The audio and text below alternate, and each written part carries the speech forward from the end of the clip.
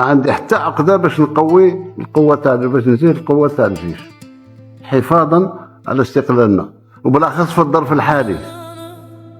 مثل ما قال السيد الفريق الاول قائد الاركان، اليوم رانا نشوف لوبسيون ميليتير، لوبسيون داتاك راه سي جينيراليزي في العالم. احنا خطينا، احنا ما نتعداش، وسبق لي وقلتها، ما نتعدى حتى على واحد، وما نحبش الحرب لان نعرفوا قيمه الحرب. الشعب اللي ضحى بالتضحيه تاعنا يعرف قيمه الحرب ويعرف قيمه التضحيه. اذا مانيش نبحث عن الحرب، ولكن اللي تعدى علينا راها ما تحبسش ما تفرش.